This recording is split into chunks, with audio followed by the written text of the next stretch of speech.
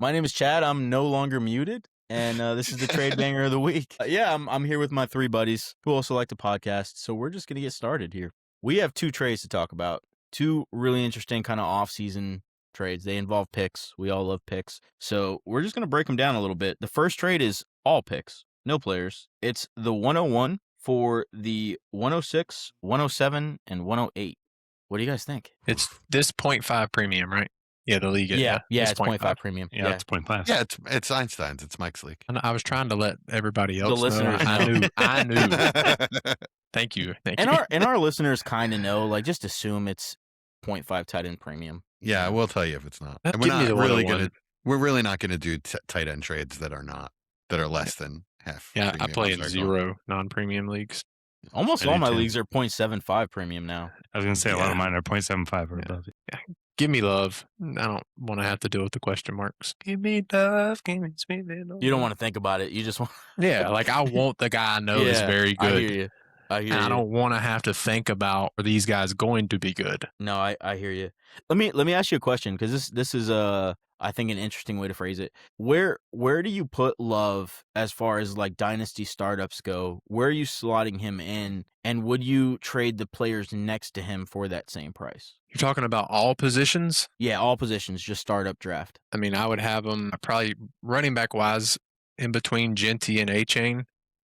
Okay. I guess receivers around there would probably be Lamb, London, JJ, and then tight ends Warren and Loveland, and maybe one of the other big boys in Bowers or Brad. Let's do Achan and London. Those are kind of interesting names. Are you trading this package for either one of those guys? Trading feels like picks. Too much. Yeah. 6, 7, 8. Yeah, it feels like a lot. Feels like a lot for those guys. But at the same time, both of those guys are young enough, and I know they're really good. So maybe it does make sense, but it feels like a lot for either one. Okay. Yeah, it's an interesting exercise, I think, because there's so much unknown with Love still.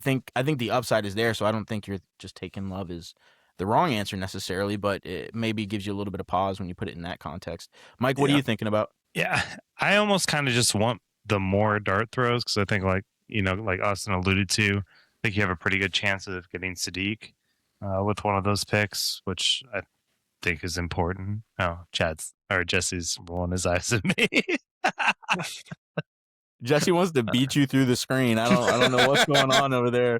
Yeah, but we'll get to him. We'll get to him. Just keep it in your mind, Jesse. I mean, it's almost like, with that one, you get one of the top wide receivers. You could get the top tight end. And you could possibly get the RB2 of the class. So it could have a lot of return for a really weak roster, especially like the way the trade went. It was for a rebuild, which made the most sense, I think, in the world. So, I don't know. I'd almost rather take the 3 dart throws, and hey, one hit's great. That's awesome. And if the other ones hit, it could be, some whipped cream on top. It's an interesting point you bring up about, it depends on the situation, right? Like if you're in dire straits and you have to make some risky plays in order to, be able to compete in the future, in the near future, some people are in that boat. And I've had rosters that are just so bad where I'm like, hey, I need to make some kind of moves where there's a lot of risk involved, but I need that payoff in order to get better, or at least to catch up. So I completely understand that as well. And then on top of that, if you like the players, like you're saying, you're pretty high on Sadiq, then that could make sense for you. I mean, barring someone like Bijan too. I mean, how much more value because that's a lot of value. Like 3 first round picks. It just depends how you see him too. So it's almost like he hasn't done anything yet. So let's say he finishes as the RB6 on the season. Can he really get that much higher? I guess you could maybe make one an earlier, like a 104, 103, maybe in 27 plus 2 more picks. But I feel like even without that, that's why I like the insurance of multiple picks, because I'm not sure almost how much higher he can get no matter how he produces or where he goes. I mean, he can absolutely become the most expensive skill position player. That's how much higher he can go. Yeah. He can make it where you can 1-for-1 almost any player in Dynasty. But your point makes you nailed the point of it depends on your roster. I looked at this as, I'm a playoff team, then yes, give me the surefire piece to plug in my lineup each week. As a person who owned the 101, and earned it, then yeah, it makes a ton of sense to go and get those 3 draft picks to try to spread the likelihood of at least one hitting. I'll tell you what, though, Mike, if Love comes into the league and finishes RB6, he will be unobtainable. You will not be able to buy him. That is true. I mean, just putting that into context, Bijan finished in his rookie year RB9, Gibbs finished RB10. It's really hard for an RB to come in year one and give a top 5, something around a top 5 season. I think it's relatively easy for the high end blue chip players to come in and have success, top 12, but not very often you see a guy come in and just smash the league. RB6, I think, would be in that kind of category. Am I up? Yeah, let's Yes, hear sir. it. I wanted to give you some time because it looked like you needed to simmer down a bit. Go ahead, Jesse. No, I'm fine. Okay. So you're telling me I'm trading. Okay. So there's Anybody a guy. that starts off the sentence with "so you're telling me" is not Very okay. confrontational and about to be a viral video. So you're telling me I'm trading the 101 Jeremiyah Love, who's a blue chip player, and I'm not getting. There's less than a 1% chance that any of the picks that I get back could turn into a player that is as good as him. That's not true. Less than 1 is not That's true. not true. In Dynasty standpoint, there's many avenues that one of those 3 players becomes a top 5 at their position. Less than 5% chance. It's not a good chance that that'll happen. All right. So what I'm saying is if I'm not getting 105 or higher in this deal, I'm not interested. And really, instead of one of those other picks, I also want that to be a 27 first, because we all know that that's going to carry more value. And then I have a chance of getting someone as good as Jeremiyah Love. 105, I have a chance. One of those 3 receivers, I think, has a chance. No offense, Mike, with your Kenyon Sadiq. I don't think he's a bad player. He's a good prospect. I just think there's a clear tier break at 105. No matter who you think 106 is, whether it's Sadiq or Chad thinks you're crazy if you do that, by the way, is what he said last week, or the RB2, whoever that ends up being, Price or Mike Washington, or I guess is a hot name now, or whatever, or one of the wide receivers, or Cooper, who cares? It's a clear tier break. They all have flaws as prospects. So no, thank you. I'll take the elite player. No, I don't think you're crazy. I think it's going to be hard for me to stomach picking him at 106, knowing that I'm getting Colston Loveland and Tyler Warren at the end of the first. Yeah, year earlier. I mean, your 26 rookie draft. It's a different year, though. Yeah, I mean, I hear you, though. I think I might have to go with just a different player on the level of prospect of the city, because I mean, he's a great athlete, but the production that doesn't quite match that. It's gonna be really interesting with Kenyon Sadiq. I don't think it's out of the question that he goes 105 this year after the combine numbers, depending on draft capital and landing spot. I think it's more than possible he goes 105, even 104 in some higher premium leagues. Still think there's a lot more to be said on that story. Does anybody you want to fight against that? Or? Okay, yeah, it definitely could happen, and especially if people get spooked on Tyson, I guess that could happen. And I'm just throwing that out there, to tie it together for relevancy. These picks being, what was it, 6, 7, 8. One of the players you're saying is the tier break. It is hypothetically possible you're getting that player at 106. I don't think that that's a long shot by any stretch of the imagination. I did think about that, but then you're hoping for something to happen that really shouldn't. You're hoping for an outlier. At least in my estimation, in my evaluation, obviously everyone has their own approach and evaluation of rookie drafts. So yeah, absolutely. Especially you weren't here when we did the prospect profile on Sadiq. Austin thought that he could go, what was it, 9 to the Chiefs? Yeah, 9 to 15 was my projection. If he goes 9 to the Chiefs, which would be the top end, best landing spot, obviously, and best draft capital. Travis Kelce will have probably retired at that point, or maybe not. I don't know if he will have retired by the draft, but if they spend that kind of capital on a tight end, then they'll probably know that he is. Yeah, then 105 is not out of the question if something like that were to happen. I mean, I think if he goes to the Chiefs, we might be talking about in a tight end premium league. I think you're going to be shocked. Could go 103. Could go 103. Yeah, you're right. I wouldn't do it. We're not recommending that. Well, that's good for you, right? It's the plays that you're not making that everybody else is making is where you're taking advantage of the situations. Yeah, then you get an elite receiver, drop down to 106 is nice, in a year that doesn't have a lot of depth. That's my issue, is that it's at the tier break. At minimum, I need 105 or higher, or a 27 first that I think is going to be pretty good. That isn't going to be 111. I don't even have to be pretty good. I would have preferred either the 7 or 8 pick been a 27 first. Yeah, that's what I would have been more interested in the trade. I went Love for the same reason. It's at that tier break for me. And Chad does bring up a good point that somebody can jump. I mean, Ty Simpson could go in the top 15. We've seen crazier stuff happen. But, for me, Love is the surefire piece in this trade.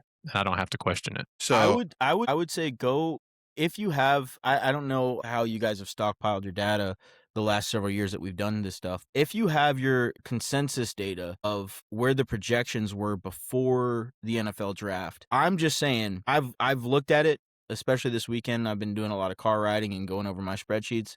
There's going to be some surprises. There's going to be a lot of things you don't see coming, and it's going to shake up the first round. I know that there's a lot of people that believe in, and maybe myself included in that, believe that there is a pretty decent sized tier break at the point where it's just before these picks. But if I was a betting man, I'm saying that that's not holding true after this draft. Yeah, I mean, we likely get one of those next tier players in a landing spot with the draft capital to tease 106 and 107. All right, let me put it this way. I came up with, in my brain, some mid-tier comps for who these guys could be being drafted, right? So let's say for Jeremiyah Love, you get Dalton Kincaid, DJ Moore, and Tony Pollard. How's that feel? I mean, you mid-comped those players, so let's... Okay. I'm just saying that's what I'm afraid of. That's what I'm afraid of this trade turning into, is just a bunch of mid. I mean, that's definitely a risk, of course, as you're taking mid first for the or even Laporta. We'll say Laporta. Laporta, Debo, and Pollard. Yeah, I mean, it's interesting. It's not what I want to do. I made a trade last season that absolutely saved me in a league. I traded Jamar Chase for CeeDee Lamb. Sorry, I traded CeeDee Lamb the season before last for 3 picks. This is when CeeDee Lamb was coming off that huge year, and everybody was after him, traded him in the playoffs. Receiver 1. Yeah, and so I ended up getting Jackson Dart at 201. I traded a future first that I got in the deal to get 201 to take Jackson Dart. I ended up with Amarian Hampton at 104, and I ended up with Tyler Warren at the end of the first, right? And you can say that draft was substantially better than this one, but that's the kind of games you have to play. I think most people are looking at that trade when I made it, and a matter of fact, most people in the league looked at it and said, "What are you doing? Why are you trading CeeDee Lamb for those picks? That makes no sense." But today it looks great. Right. Yeah. So that's the power of being able to turn your team around with one trade. Sometimes you have to make those kinds of risk heavy deals in order to come out ahead. And it can work against you, but you can also leverage safe plays after you make those kind of trades and say, you know what, instead of taking Jackson Dart with that future first, I'm going to hold on to that and try to make a little bonus play later in case the floor falls out from under me and the picks that I'm making today. So I just think there's a world where this trade makes a lot of sense for both parties. Yeah, I mean, I agree with that. I mean, as a team that earned the 101, you have to kind of move your assets around to try to hope for an improvement. Yeah, and what actually, while you guys were talking, what came to mind to me was the year that Najee Harris and another running back went back to school, and what we thought was going to be a great running back class was a little thinned out. And then CEH got drafted by the Chiefs. By the Chiefs, a guy that nobody had as a first rounder, and then that draft capital and landing spot is 101 in some drafts. Yeah, he Most jumped over drafts. Dobbins, Most Swift, and drafts. JT. Almost JT. every draft that I saw, he went 101. Yeah. So I did not have any CH. I I did not draft any CH. Um, But yeah, that stuff like that could happen this year for sure, and that could make this draft appear more attractive, but it could also be fugazi. Yeah, like Mike Washington after this weekend getting drafted by the Chiefs in the second round are going to send people down a spiral. Oof, that has huge bust potential as well, though. Yeah. Like, I don't want to get into Mike Washington because I haven't dug into him enough, but there's a reason he's at Arkansas. Yeah, he wasn't great. But yeah, the athletic profile is interesting. We'll move into the second trade here. We'll maybe speed this one up a little bit because we got something else to do after this. This one is again the 101. People are just throwing 101s around because these are Just real throwing trades. them around. 101 and 201 for Travion Henderson and Emeka Egbuka, a podcast favorite. It's just the price that we're not favorites of. I think we can say we think he's okay, but I actually think his price now is okay. Like he's dropped down quite a lot. Is he like dynasty wide receiver 10 or something like that? 10 or 12? That's when we had 10 and 12. We had our issue when he was up there. He was I think he's still there. The issue at 11. Yeah, he's still there. Yeah. Is he still at 11? Yeah, he's still there. That's the problem. I still have the issue. That's why I struggle with this trade. I don't anybody even know. buying it? This is such a hard I want to hear trade. someone else talk because I almost don't want to like. So like 201 is not enough. the guy that made the trade that traded away the 2 second-year players in Henderson and Egbuka is a friend of mine. He messaged me, said, "What did you think?" And I said, "Yuck, but I guess I'll take the Love side." It feels like a bad time to move off of Henderson and Egbuka. I mean, I agree at wide receiver 11 price it's not, but I don't think you're getting that currently. I don't think so either. He's not getting the value of Egbuka. You're closer to, like, I don't know if you could, I don't think you can move Egbuka for the 103, which, so to me, he's below Tate, possibly below Lemon and Tyson. So then, I mean, you could be looking at the 105, and then that's not near wide receiver 11 price point. So for me, it was just, as one of y'all in the chat said to trade the 201, and I really like that idea. But again, with Henderson's end of the season, it scares me for his outlook. So if you can get close to the price point of this, I'm pretty happy with it. Do you mean the playoffs? Yeah. I really think that that's Vrabel being just an old school hard case coach and not trusting a rookie. I mean, I hope so. And I have plenty of shares, but it's just for his dynasty value, it's taken a pretty big hit because of it. Yeah. This trade comes down to, do you believe what I just said or not? In my opinion. Yeah. Henderson is the floating piece here. Yeah. If you don't believe that, then you can't trade for him. You can't pay that price for him anyway. Yeah, I just feel like the 201, that should be like at least the 110, if not 109 to make it more value wise.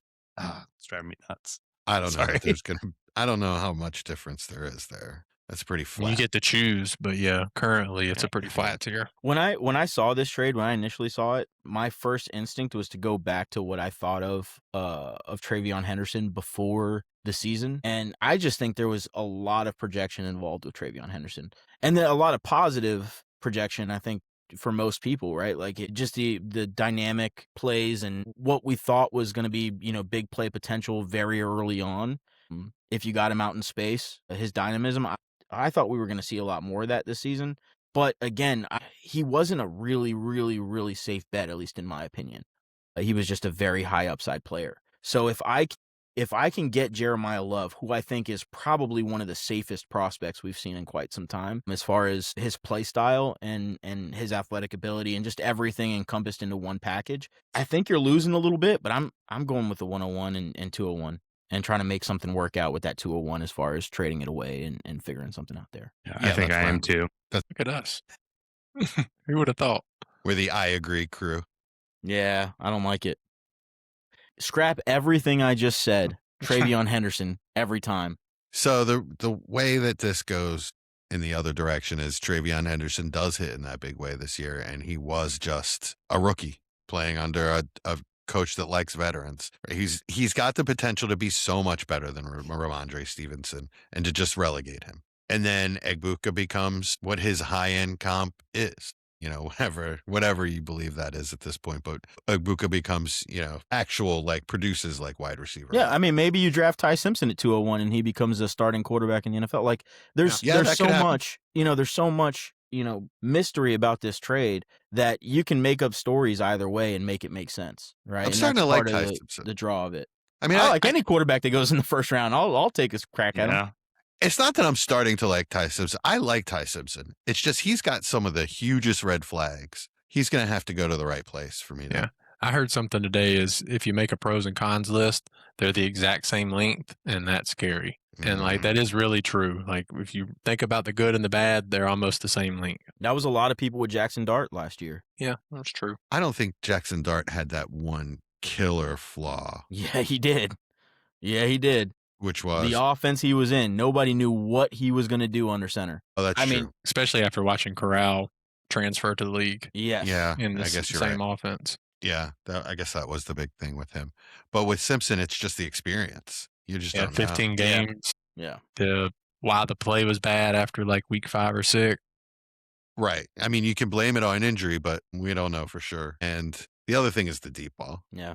The Hey deep man, ball Drew is- Aller threw that ball, man. I know this is off topic, but if Drew Aller goes in the 3rd or 4th round, I'm gonna get a few shares. Oh He yeah, can rip me it, man. too. I mean, Yeah. that's always been the case with Drew Aller. He's a big guy with a big arm. Yeah, I hear you. I'll have a couple of Drew Aller shares. Yeah, means we're definitely No. wrong. Yeah, so definitely take the players. Be I'm nice not. to us. At least $3. Yeah, Not at two. least. Sounds fair. Ladies and gentlemen.